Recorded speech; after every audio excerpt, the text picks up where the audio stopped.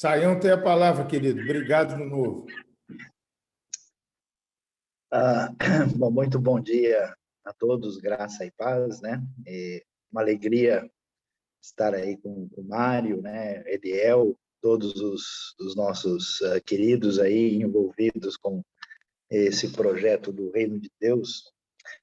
E, de fato, nós estamos aí num momento em que precisamos prestar atenção, né? Esse aspecto importante de que devemos ter cuidado de nós mesmos, e esse cuidado envolve o aspecto doutrinário, né? O aspecto teológico da doutrina.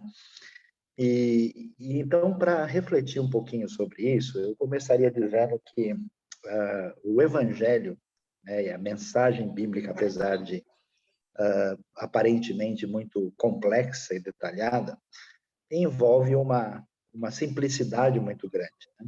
Essa simplicidade eu dividiria assim em três aspectos. O Evangelho tem a ver com o que nós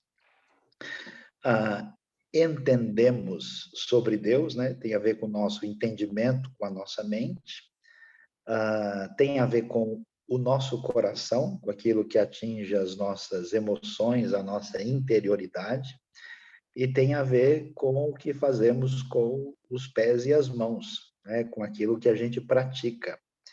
E numa abordagem bíblica assim mais ampla, podemos dizer equilibrada, essas realidades devem estar em conjunto, em sintonia, né? Precisamos entender, crer, interiorizar, né? Desenvolver a nossa piedade afetiva para com Deus e com o próximo e definir a nossa caminhada na direção da missão. Por isso, esses três elementos andam juntos, né? Porque é igual entrar no supermercado, né? E querer tirar a lata de baixo para ver o que tem na etiqueta e derrubar a pilha toda, né? Tem como você ter uma caminhada saudável se a sua teologia não se traduz em amor a Deus e ao próximo e missão, e não tem missão que se sustente sem uma base teológica, bíblica, né, alinhada com o ensino que vem da parte de Deus, e as coisas, então, estão interligadas, né? O desafio para nós, especialmente brasileiros, é que, primeiro, a nossa, digamos assim, cultura, nossa civilização, ela é muito nova, né? Ela tem uma experiência recente, né? O Brasil é uma vitamina mista que foi feita há pouco tempo, né? Eu nunca me esqueço, uma vez andando ali pela Galileia, a gente chegou num lugar onde tinha uns sarcófagos, né, que estavam colocados ali num terreno mais ou menos abandonado, né? E eu perguntei, escuta, mas esses sarcófagos estão aqui, né? Como assim, né? Como é que a gente pode entender isso? Por que o pessoal deixou os sarcófagos aí? Aí a resposta foi assim contundente: mas ele só tem 1000 anos mesmo. Aí eu entendi que na terra de Israel uma coisa que tem 1000 anos tipo, isso aí foi ontem, né? Coisa de 1000 anos a gente tem um monte aqui, não, nem queremos ver muito, né? Então, para quem, por exemplo, está na realidade de países como Estados Unidos, Brasil, as Américas de modo geral, né? Tudo, tipo, começou ontem, né? Uma vez perguntaram a um estudioso ancião chinês o que ele achava da Revolução Francesa. Ele disse, é muito recente, né, para a gente poder ter alguma opinião sobre isso. Tem só 200 anos, né? Então, assim, é curioso pensar dessa maneira, né? E por causa disso, o que acontece? A igreja, né? Mesmo a igreja americana, mas muito mais a brasileira, a igreja evangélica brasileira tem uma experiência aí de, no máximo, 200 anos, né? É uma igreja, digamos assim, efervescente, uma igreja, de certa forma, ativa, uma igreja, até certo ponto, bem, que se faz perceber no eixo da sociedade, mas uma igreja um tanto quanto com uma experiência de entendimento bíblico limitada, ela não tem trajetória de formação teológica aprofundada, ela está caminhando nessa direção. A lagoa é grande, né? Mas ela é bastante rasa em muitos aspectos, né? Então, nesse sentido, o desafio doutrinário ele é muito grande por uma série de razões. Primeiro, porque o nosso povo busca uma identidade evangélica mais firmada e muitas vezes não sabe onde vai colocar. Segundo, porque nós enfrentamos um momento de crises, né? E as crises podem ser boas, mas podem ser difíceis demais de administrar. Além de nós estarmos aí durante as últimas décadas passando por uma série de crises de ordem política, social e econômica, né? Agora, com a pandemia, isso se agravou um pouco mais, né? Então, hoje, na realidade brasileira, a gente sente muito isso, né? A gente que está na função do trabalho pastoral, você percebe que pelo menos metade das pessoas não estão funcionando aí em muita sintonia com a realidade, né? Os desencontros financeiros, os desencontros familiares, né? As dificuldades pessoais, emocionais, fragilizam a pessoa de modo a ela se tornar refém de uma proposta radicalizada, né? Então, quanto mais adoecido o indivíduo está, mais fácil ele comer o que ele não deve, né? Então, nesse processo, a gente tem um desafio grande, primeiro, pela falta de lastro histórico, né? Segundo, por ser um cristianismo de muito coração e pouco entendimento. Terceiro, pelas ofertas estranhas do mercado, que apresentam todo tipo de alternativa complicada à nossa disposição, né? E quarto, porque os momentos de crise acentuadas favorecem um encaminhamento indevido. E o que a gente percebe nesse cenário? Eu acho que, em primeiro lugar, falta um pouco para muita gente entender o que é fundamental, o que é mais importante, o que é realmente sério em termos de doutrina cristã. E quem abre mão desses elementos está fora do elemento mais básico e fundamental da fé.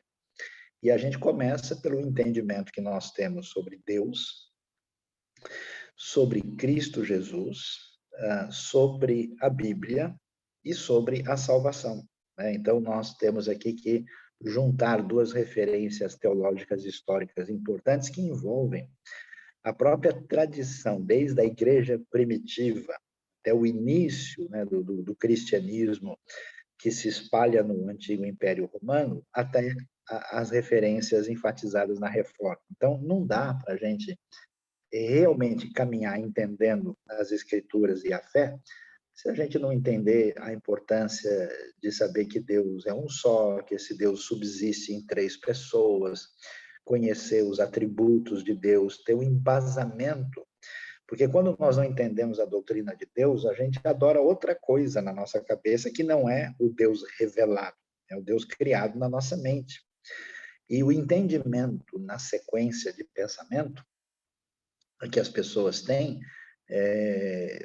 vai depender, né, de como ela entende Deus. Eu acho interessante, nas conversas pastorais de aconselhamento, você encontra muitas pessoas com grandes lacunas na sua experiência familiar, né? E é interessante porque, inconscientemente, essas pessoas projetam a sua experiência com pai, com mãe, em Deus, né? Então, é comum alguém que teve, por exemplo, um pai ou mãe muito cruel, né? Ou distante demais, ou abusivo, projetar esse tipo de relação com Deus, né? Pessoas que não conseguem se perdoar, pessoas que não conseguem entender a graça de Deus, isso está muito introjetado numa caminhada difícil. E só o entendimento e a libertação que vem do entendimento de quem Deus pode abrir um caminho de diferença e de saudável na trajetória da pessoa. Então, o entendimento de quem é Deus, o entendimento de quem é Cristo, né? Os famosos importantes concílios, tanto de Niceia, do ano 325, como de Calcedônia, em 451. E esses elementos têm que ter bem firmados, até porque hoje em dia tem gente aparecendo para questionar tudo, né? E dizendo meia dúzia de palavras em aramaico ou em hebraico, e querendo dizer que descobriu a roda de um assunto que já foi mais do que discutido. Muito importante. É?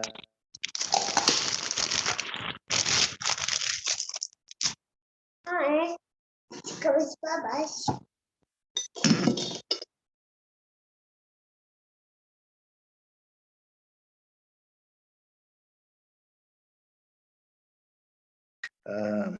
Solo Deo Glória, Solus Christus e sola Escritura, sola Gracia, sola Fides, sola Escritura é algo muito fundamental e não temos saída, porque como é que a gente vai dirigir a nossa vida, a nossa comunidade cristã? Ou eu vou dirigir a minha vida a partir de uma perspectiva individual, particular, né? A pessoa que se envereda, por exemplo, um caminho místico, ele entende que a sua intuição religiosa lhe dá o caminho da vida, então ele depende de si mesmo. A outra pessoa entrega a sua responsabilidade para o grupo ou para a sociedade à sua volta. E a grande libertação que o pensamento evangélico nos traz é que a referência da verdade está nas Escrituras. Então, precisamos de gente que leia a Bíblia, que leve a sério a palavra de Deus, que aprenda a compreender o pano de fundo histórico, entender a hermenêutica adequada, né? Porque nessa relação com a Bíblia, essa é a principal diferença que marcou a nossa identidade em relação à tradição católica. A tradição católica diz, não, a referência de direcionamento teológico e prático vem da igreja. A Bíblia é boa, ela é à medida que a igreja diz que ela é boa. Então, a autoridade está na instituição, a instituição ela é infalível, inquestionável, e a Bíblia deve se adequar a essa espécie de revelação continuada que se manifesta na instituição. Foi exatamente lendo a Bíblia que os reformadores disseram, não, peraí, não é assim. Não é a Bíblia é boa se a igreja diz que ela é boa, é o contrário. A igreja é boa não se a Bíblia diz que ela é. Então, a referência está no entendimento das Escrituras e no entendimento daquilo que envolve a nossa vida, de uma caminhada de salvação que é pela fé e pela graça, né? Aquele evangelho que uma criança entende e que um PhD precisa entender também. Quando a gente perde essa base e perde o entendimento da importância e da relevância dessas referências, o que acontece? A gente pode confundir a caminhada e ir em direções problemáticas. Eu tenho a impressão que uma das maiores dificuldades que nós temos nesse caminho indevido é quando a gente não entende, né, e isso é uma problemática da tradição protestante evangélica, a gente não entende o que é fundamental e essencial e o que é secundário. A proposta bíblica e evangélica ela nos convida à responsabilidade. Quando é interessante visitando lá Wittenberg, né?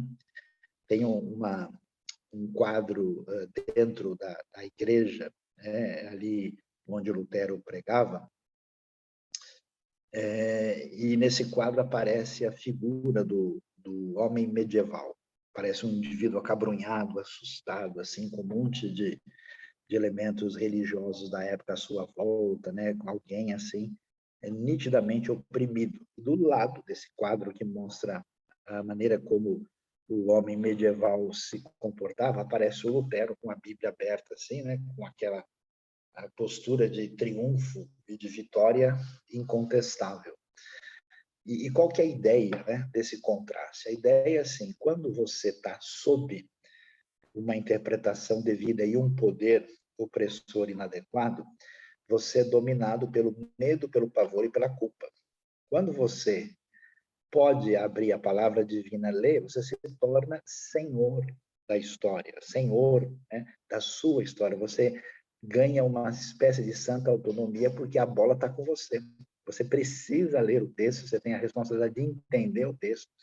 Você parte para aquilo que a gente chama de livre exame das escrituras sagradas, né? E isso vai fazer uma revolução na história da Alemanha, na história da Europa, do mundo protestante evangélico e, por consequência, América do Norte, em certa medida no Brasil, na Coreia, em vários lugares do mundo, onde o evangelho acabou influenciando. E é interessante que nesse caminho tão valioso e importante do livre exame, da responsabilidade individual de lidar com o texto, aí surge aquilo que não tem jeito de não surgir, as nossas particularidades, né, que são definidas por questões históricas, por questões culturais, por questões daquilo que os alemães gostam de chamar do Zeitgeist, né, o espírito do tempo, daquela maneira de ser, e aí surgimos, né, com as nossas famosas denominações, né, onde há 2 evangélicos reunidos, há pelo menos 7 opiniões diferentes, né, e cada um acha, né, que o batismo é com pouca água, com muita água, com mais ou menos água, com pouco fogo, com muito fogo, né, e assim por diante. Nós temos essas peculiaridades, e isso não é um problema, né? Nós não temos nenhuma dificuldade no reino de Deus de termos uma diversidade na família de Deus. O que nós precisamos ter é uma meio dessa diversidade. Não é necessário existir uniformidade, né? É claro que uma comunidade, em função da sua tradição histórica, da sua identidade peculiar, ela pode e deve seguir a sua caminhada, entendendo, olha, entendemos que o governo da igreja melhor é assim, a gente acha que a nossa liturgia faz mais sentido dessa maneira. Tudo isso é um elemento que pode e deve existir sem problema nenhum. Onde é que surge o problema? Quando a gente muda de lugar as coisas mais importantes. Então, aquilo que é essencial no nosso entendimento sobre Deus, sobre Cristo, sobre a Bíblia, sobre a fé, sobre a importância da missão, acabam perdendo a sua centralidade, e aí a gente começa a transformar a peculiaridade, né, o elemento particular, em elemento mais importante. Esse processo, né, de radicalização, hoje nós estamos num momento de muita polarização, né, no nosso ambiente das ideias e de caminhada social, então é muito fácil que os indivíduos que se sentem mais, digamos assim, donos de uma tradição peculiar, levantem mais alto essa bandeira da tradição peculiar do que, digamos assim, a bandeira de Cristo e das Escrituras, né? Esse negócio de eu sou de Paulo, eu sou de Pedro, eu sou de Apolo, eu sou de Cristo, não é exatamente uma novidade, né? Então, esse caminho, que é uma espécie de nacionalismo cristão, né? Esse caminho de exageradamente caminhar na direção de um denominacionalismo exagerado, ou então de uma defesa de uma peculiaridade teológica X, Y, ele tem que ter um limite atenuador, porque quando a gente faz isso, né, a gente, de fato, vai chegar nos pontos mais equivocados na nossa própria tradição. Vocês sabem que até protestantes perseguiram e mataram uns aos outros por causa de coisas menores e secundárias, né? A gente tem erros na nossa história, a gente tem guerras, né? A gente critica, por exemplo, os europeus. Os europeus são frios, eles são seculares, né? Mas quando você conhece, vê um pouquinho da história da Europa, você vê as coisas absurdas que foram feitas, né, em nome da fé, por questões menores, eu diria até, como se diz, né, questiúnculas, desnecessárias. E aí a gente vê, eu tive, não faz tanto tempo, na República Tcheca, né, que é talvez o país mais secular do mundo, talvez com 70%, 80% de ateus / agnósticos, né, e onde é exatamente um dos lugares precursores da reforma, com a história do Jan Hus, né? E é curioso quando você conversa e fala com as pessoas de lá, e quando você começa a falar sobre religião e teologia, eles olham com aquele olhar dizendo o seguinte, né? Está aí um monte de louco que vive brigando por um monte de coisa que não faz sentido, enquanto o mundo, de fato, tem uma série de outros problemas aos quais a gente não presta atenção. Então, esse é um desafio, primeiro, importante, que aquilo que nos une é mais importante do que aquilo que nos separa enquanto família da fé, de pessoas que estão no reino de Deus e tendo Jesus Cristo como Senhor e se considera seu discípulo.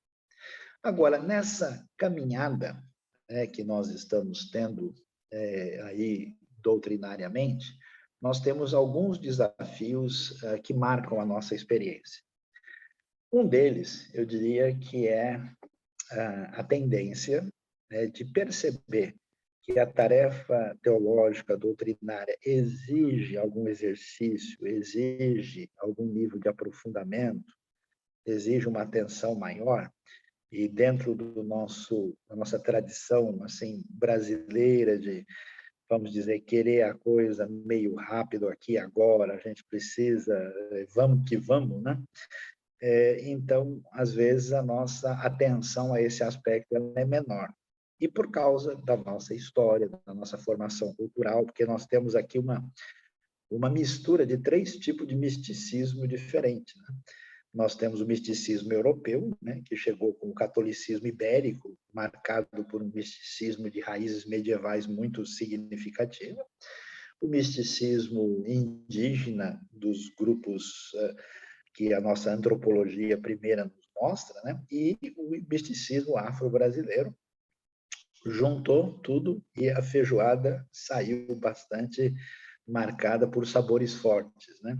E, consequentemente, para baixo todo santo ajuda. Essa marca, né, mística favoreceu, né, uma maneira curiosa, inclusive, porque juntou isso com esse mundo do mercado, né, com esse mundo do business, né, e fez eclodir toda essa onda neopentecostal acentuada, né, onde o indivíduo acredita no óleo de Jerusalém, o indivíduo acredita, até eu brinquei com o pessoal que eu estou querendo fundar a igreja evangélica do Monte Saião, né, para ver se dá certo, onde eu vou vender o pastel super abençoado, né, porque o pastel tem pouca carne, a carne luta contra o espírito, tem o vento quente do Senhor, tem a pimenta do fogo e é ungido com óleo, né? E aí a coisa fica bem animada.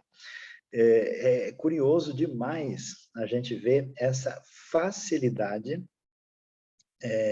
que a gente observa, né, na tradição que tem origem, né, no ambiente afro-brasileiro, indígena, o católico medieval português, né, com essa onda pós-moderna, o caldo de cultura é muito significativo. Por isso, boa parte da igreja brasileira enveredou, né, por essa tendência neopentecostal, que se associou também a uma atitude de apropriação de símbolos judaicos, né, para dar uma ressignificação nesse contexto e favorecendo uma espiritualidade que não dialoga com o entendimento, não dialoga com a teologia, que não reflete no texto e que realmente vive de ritual em ritual, com uma mistificação acentuada.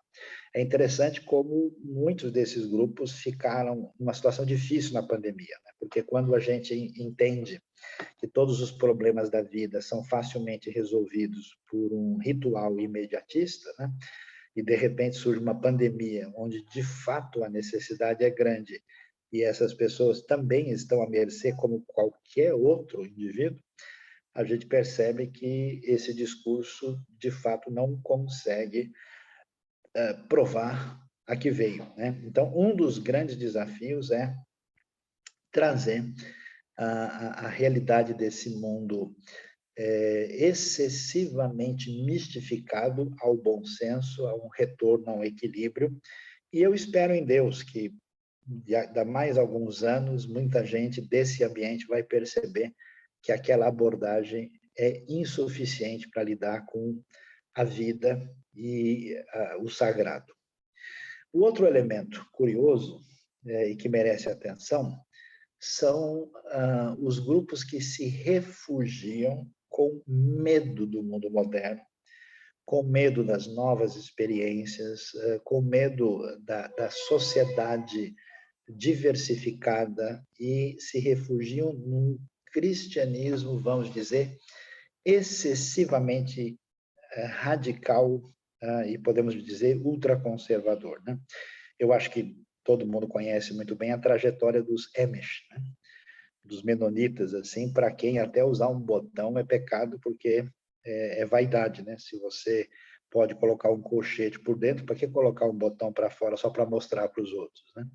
Então, esse é um exemplo talvez mais exagerado, mas diante da incapacidade de entender e interpretar o mundo e relacioná-lo com as escrituras na caminhada da missão, alguns grupos se refugiam numa postura obscurantista.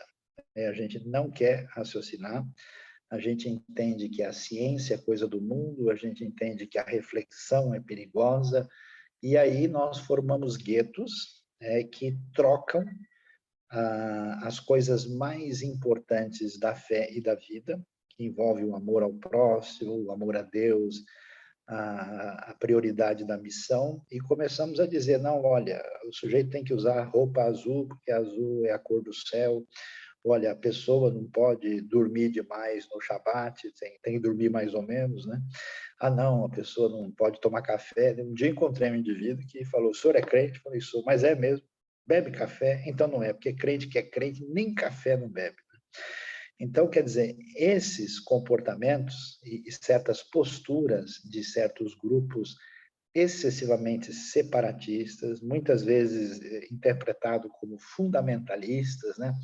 São grupos que perderam a noção do que é mais importante e numa proposta assim de medo, né? De receio de interagir com a sociedade, se refugiam num comportamento de guetificação, de distanciamento e de incapacidade, e tudo em nome, digamos assim, de um procedimento mais alinhado com a obediência a Deus. Por outro lado, nós temos um outro caminho problemático que tem se descortinado diante de nós. Se o misticismo é um problema, se o ultraconservadorismo é um problema, do outro lado nós temos o desafio daquilo que a gente pode chamar de teologia liberal. O que significa isso? A fé cristã, mais ou menos até o século XVI, um pouquinho mais, XVII, ela não se sentia nem um pouco ameaçada pelos sistemas de pensamento dominantes. Então, a gente tem toda uma história da filosofia, né, passando pelo racionalismo, né, que tem isso na França, o empirismo inglês, depois o iluminismo, que tem muito impacto, primeiro na França e depois na Alemanha, né? E nesse ambiente europeu surge uma crítica da religião, né, uma crítica da religião institucional, da teologia, da experiência religiosa em si, e aí tem todo um questionamento. Olha, a fé é algo irracional, a fé não se sustenta, a gente tem que ler a Bíblia de uma outra maneira. Então, a Bíblia não pode ser lida como uma referência, ela é um fenômeno religioso, a gente pode tirar de lá algumas lições de ética, a gente pode tirar de lá alguns elementos sobre convivência social. Então, existe um processo que a gente chama de sociologização da Bíblia, ou psicologização das escrituras, né? Ou qualquer sobreposição hermenêutica maior sobre o texto. E aí, como no nosso novo mundo, né, a intelectualidade ela é elevada à categoria quase que sacerdotal, né? O intérprete racional do mundo merece uma consideração diferenciada, e muita gente, nos últimos anos, passou a ser influenciado por teólogos que romperam com uma atitude de entender que a Bíblia é referência e que ela é regra de fé e prática, né? E isso é curioso, porque você pode romper com o texto, mas você não consegue ficar em pé se não tiver sobre alguma coisa. Então, o sujeito troca o texto, né, por um filósofo de estimação, ou por um sociólogo A ou B, ou por um tipo de movimento, né, que tem espaço na sua época, né? É curioso como a gente vê uma série de movimentos surgirem, né, e as pessoas se levantarem, e depois de 50 anos aquele movimento perdeu o sentido, ele foi ultrapassado, viraram a página, né? Mudou a história e aquilo fica para trás. E a Bíblia mandou lembranças, vai bem, obrigado, e ela continua caminhando, né, na sua grandiosidade literária, na sua diversidade de textos, na sua capacidade de tocar profundamente os corações humanos de qualquer cultura no mundo. Isso é muito impressionante, surpreendente. E aí essa teologia hoje, de alguma maneira, de romper com o sagrado, de desafiar a força do mistério, de abrir mão da graça, né? Eu nunca me esqueço daquele sujeito muito simples, lá do interiorzão do Brasil mesmo, como a gente diz, o sujeito do pé rachado, e que andou ouvindo umas novidades teológicas, dizendo para ele que Deus não podia impedir um terremoto ou uma enchente de acontecer, porque Deus entrou tanto na história que agora ele se tornou alguém que anda junto conosco, né? Então, quando acontece um problema, como Deus não sabia que ia acontecer, porque ele abriu mão da sua onisciência quando ele resolveu entrar na história, agora Deus chora conosco. A única característica clara que existe em Deus é a sua compaixão, porque ele abriu mão do seu poder e da sua onisciência. E aí, o sujeito, imediatamente, disse o quê nessa história toda? Ele falou, olha, pastor, a primeira coisa que eu percebi é que não fazia nenhum sentido orar. Eu orar para quê? Se Deus é simplesmente um amigo como eu, né, que não pode fazer nada mais do que eu mesmo vou fazer. Então, imediatamente as minhas orações cessaram, porque eu não tinha nenhuma disposição, porque eu não entendia mais que Deus é o Todo-Poderoso e muito menos que ele é um Pai Celestial. No máximo, ele é um irmão terrenal. Um Pai Celestial já deixou de ser há muito tempo. E aí eu percebi, tem alguma coisa errada com esse negócio. Nunca me esqueço de uma missionária com boa formação, até professora, falando uma série de coisas que a gente percebeu que a coisa não estava funcionando bem, e uma senhora da igreja, semi-analfabeta, escutando aquilo, disse, ó, esse negócio aí tem alguma coisa errada com esse pensamento. Impressionante como algumas pessoas simples podem ter discernimento espiritual diante de pessoas que têm muitos graus acadêmicos, mas que se deixaram dominar por outras referências estranhas ao Evangelho. E hoje é um problema, porque essa teologia de ruptura com a Escritura, que ajudou a fragilizar a história da Europa, que criou um vácuo, né, que explica muito da ascensão do nazismo, né, e de outros movimentos espúrios, assim, e que tem influenciado muito na América do Norte, inclusive nos dias de hoje, também já chegou ao Brasil, né, muito material de uma teologia bem liberal foi traduzido nos últimos anos, né? E as pessoas leem isso como se fosse a última bolacha do pacote, não percebem que a bolacha já está embolorada há muito tempo, né? E que ela já nasceu, viveu, já morreu, foi enterrada, e o sujeito aqui lê como se fosse a coisa mais recente que apareceu no cenário, né? Autores como Ludwig Feuerbach, né, que já desapareceu do cenário histórico há muito tempo, hoje tem gente lendo aqui achando que é a coisa mais interessante que ele jamais podia ter imaginado. Então, nesse aspecto, nós temos esses desafios diante de nós, né? O misticismo inadequado, um desequilíbrio de ênfases quando aspectos secundários tomam o lugar que não deveriam tomar, uma caminhada teológica de refúgio indevido, movimentos ultraconservadores que perdem a dimensão da importância da missão e do ser humano, e os movimentos que rompem, né, com o que a gente pode chamar de uma hermenêutica de afirmação do texto bíblico, né, de uma submissão à palavra e de uma caminhada aí irênica e adequada ao contexto na direção da missão. Agora, caminhando para o desfecho da nossa reflexão, quando a gente olha isso, parece que o nosso problema é principalmente um problema conceitual, que a gente precisa raciocinar, entender, explicar, formular, trabalhar teologicamente e mostrar para as pessoas por que A é diferente de B. Como a gente começou a nossa reflexão, a gente mencionou muito claramente, né, que a gente precisa a mente se aproximar do coração e que entra em sintonia com a ação. É interessante que quando a Bíblia trata, o Novo Testamento trata sobre a heresia, a palavra heresia significa divisão, ele não trata a coisa só como se fosse um problema de entendimento. O problema não era assim, falta de informação teológica. Há outros elementos que estão agindo. O herege, por exemplo, que causa divisão. E não simplesmente o que crê numa coisa errada. Aí a gente vai ver como nós precisamos cuidar de uma teologia que seja acompanhada de coração e de devoção. Por quê? Porque o conhecimento teológico é a coisa mais assustadora e apavorante que existe. Você sabe que tudo lá no Éden começou assim, ó. A gente quer ser o quê? Conhecedores do bem, Yodei Tov Vará, né? Conhecedores do bem e do mal.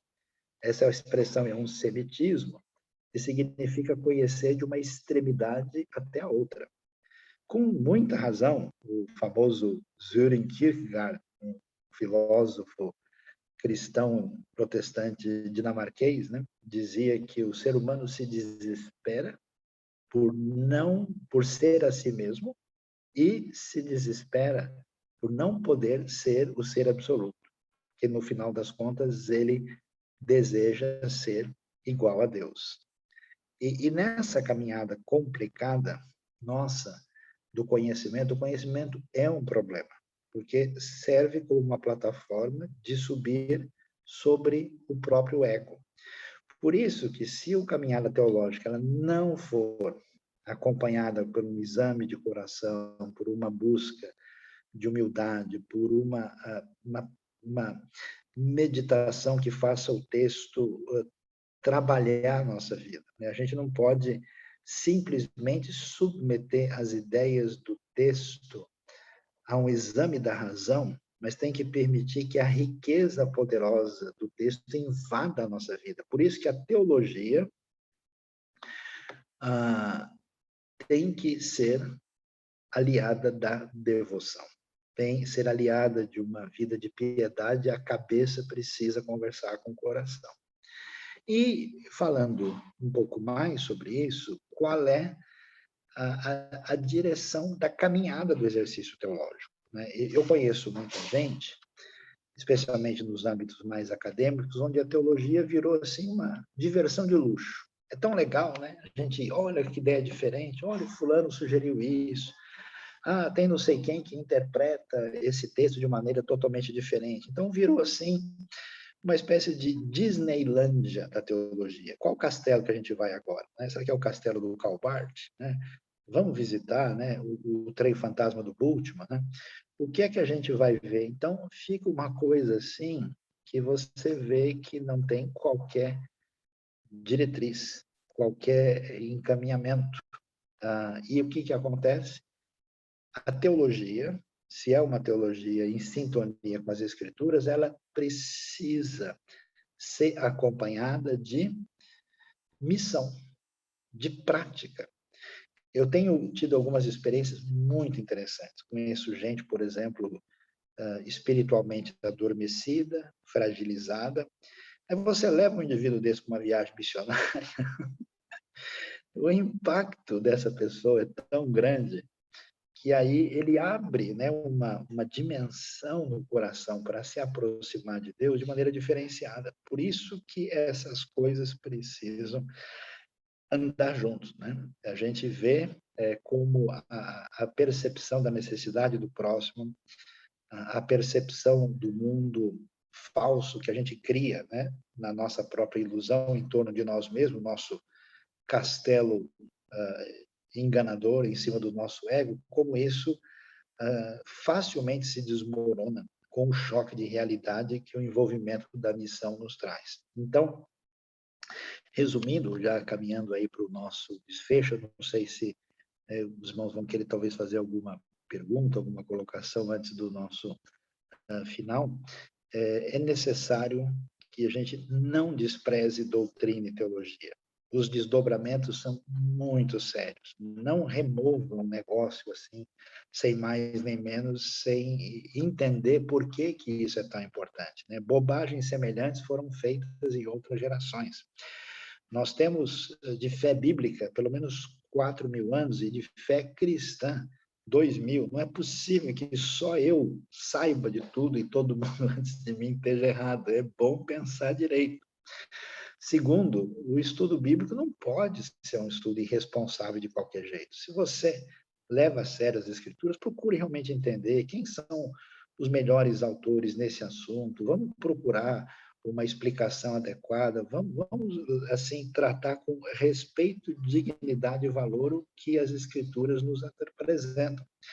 Terceiro, vamos ter uma teologia equilibrada, evitando os desencaminhamentos e os extremismos que certamente são sintomas, talvez, de uma doença espiritual maior.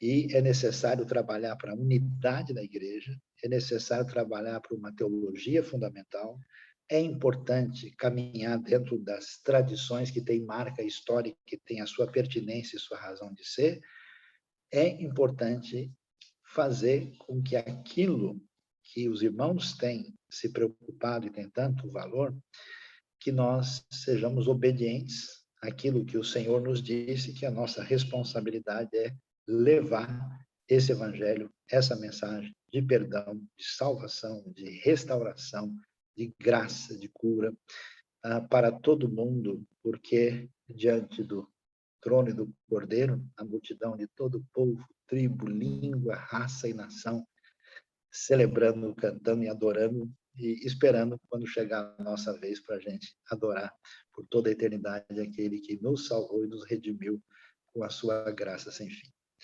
Deus abençoe a nossa vida, Deus abençoe o nosso coração e nos ajude aí a caminhar nessa postura amadurecida, equilibrada, sensata e séria da nossa caminhada de discípulos de Jesus. Amém. Amém, queridos. Oi, está dando um ecozinho aqui. Pedi para o pessoal deixar mutado, mas eu sou muito grato a Deus aí pela vida do Saião, pela resposta.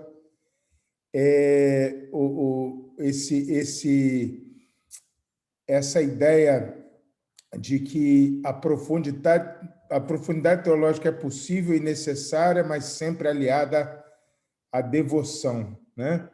Eu tenho alguns irmãos aqui que levantaram a mão para fazer uma pergunta, Saião. Temos dois aqui. Eu acho que dá para a gente concluir nos dois por causa do seu horário, que eu estou ciente, e aí a gente parte para... a gente faz uma oração final e conclui. Vou passar aqui na ordem, o Osias, e depois o pastor Alex, se houver tempo também o Amilcar. Podem fazer a pergunta com brevidade aí e o Saião já responde. Eu queria saber do Saião, olhando assim a nossa confissão de fé, né, a base da fé, de uma forma simples, para se apresentar aos irmãos, se ele tem alguma coisa escrita sobre isso, ou um livro, ou se ele tem algum artigo que ele poderia disponibilizar para nós, sobre a nossa fé, sobre o nosso fundamento, né, alguma base, se ele tem alguma coisa escrita sobre isso. Olha, o que a gente pode apresentar seria o consenso de Lausanne, né? O Pacto de Lausanne, que tem uma referência de todo o contexto evangelical do mundo, né? Eu tenho a impressão que a teologia sistemática do Grudem, no final, ele tem os principais, vamos dizer, declarações de fé, e o que mais assim é representativo, né, em toda a comunidade evangélica do mundo, tem a ver com o Pacto de Lausanne, que nos apresenta aí, né? Aquilo que eu mencionei, né, os dois concílios fundamentais em termos de teologia propriamente dita e cristologia, são o Concílio de Nicéia, né, e o Concílio de Calcedônia, né, do ano 325 e 451. Isso você encontra na internet, até o Pacto de Lausanne também deve encontrar, talvez em Word, em PDF, aquilo é uma referência. As outras, já foi colocado aí, as outras referências são peculiares, né? Então, por exemplo, a gente tem, no caso eu sou de tradição batista, nós temos a Declaração de Fé da Convenção Batista Brasileira, a tradição reformada presbiteriana gosta de fazer referência à Confissão de Westminster, né? E os luteranos têm a Confissão de Augsburgo, né? Temos algumas referências históricas, mas a Lausanne eu acho que a gente está devidamente englobado em uma declaração bastante equilibrada.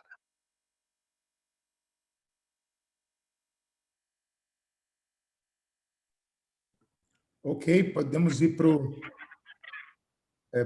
Amilcar, né? Está aqui na... o Alex era a mesma pergunta. Amilcar, fica à vontade, querido. Bom dia, queridos. Paz, bom dia, Mário Freitas, tudo bem?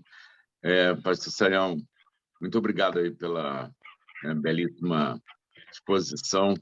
Eu só queria, na verdade, aproveitar aqui a oportunidade desse aprofundamento sobre isso, né, sobre a importância da gente viver essa realidade de missões, que o movimento Perspectivas, né, ele trata isso muito bem. Seria também, aproveitando a pergunta anterior, uma oportunidade muito boa de estar, vamos dizer assim, se aprofundando nisso, né? Embora o Perspectivas seja um movimento, podemos considerar de base, de entrada, mas ele dá fundamentos sólidos, né, para isso, né? Então, seria uma boa oportunidade.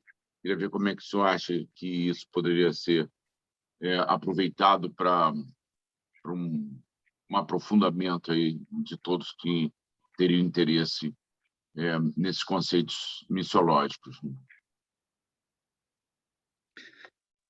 Bom, eu não sei se eu entendi bem a pergunta e a dúvida, mas eu acho o seguinte, que é importante, né, que a gente desenvolva bastante a nossa caminhada teológica, e eu acho que muito importante desenvolver uma teologia bíblica, né, bem acompanhada de uma hermenêutica adequada, que isso necessariamente se desdobra numa caminhada mais equilibrada, né, e voltada para a questão da própria missão. Não sei se tem algum aspecto específico, né, porque dentro do Perspectivas tem alguma coisa ligada ao que eu falei, talvez, como se diz em inglês, maybe I'm missing the point, não sei qual que é a questão mais específica, né? Seria mais assim do aprofundamento naquilo que missões pode trazer, né? Porque justamente no Perspectivas, principalmente na perspectiva bíblica, né, o aprofundamento sobre a verdadeira, vamos dizer assim, alvo de missões seria a adoração a Deus, não é? E isso é visto na prática entre todos os povos, à medida que vão se entrando até em povos não alcançados, né? Então, essa a base da teologia bíblica de missões é muito, sei lá, apaixonante e te dá um fundamento especial e te conduz, move naturalmente teu coração para isso. Então, a devoção do que o senhor tinha falado, ela sai de apenas um aprofundamento de conhecimento para você se dedicar a essa missão com essa paixão, né? Uhum. Não, tá certo, faz todo sentido, porque durante muito tempo a gente teve uma visão da missão quase que muito antropocêntrica e talvez com uma visão soteriológica menor, né? Sem um foco de uma redenção mais ampla, né? E quase que muito pragmática, né? A gente fazendo mais ou menos uma estatística, né? Dos números, né? Aquela coisa de você fazer movimentos grandes, quantos levantam a mão, e esse mundo evangelístico e missionário, em grande parte, teve esse histórico em alguns ambientes, né? E, claro, entender isso dentro do escopo maior da redenção, da adoração a Deus e conectando, né, os elementos importantes dentro da teologia bíblica com o foco de uma teologia de missão mais adequada, com certeza é fundamental. Até porque dentro desse enfoque adequado do que a gente chama hoje, né, de uma igreja missional, né, a gente entende que uma ênfase já dada pelo próprio John Stott, né, Deus, por definição, está em missão, né, na sua alteridade, tanto em termos de criação como em expressão do seu amor no universo e particularmente pelo ser humano. Então, é realmente muito importante. Queridos, eu vou encerrar, até por ter combinado com o Saião aí um horário bem definido. A pergunta do Amilcar, eu só, até por conhecer o Amilcar, não deixou de ter uma referência também direta ao Perspectivas Brasil, que é esse um curso eclesiástico ministrado nessa área de missões e que eu já ministrei, acredito que o Saião também. Existe toda uma ênfase de transportar essa devoção teológica para o âmbito missional de cada crente, né? E é interessante, coloquei até o site aí para os irmãos se informarem, mas fica aí, então. Eu vou concluir por causa do horário, vou fazer uma oração final. Saião, grato demais, muito obrigado, de fato, pelo seu tempo, por tudo que você tem feito aí no Reino. Vou orar por você.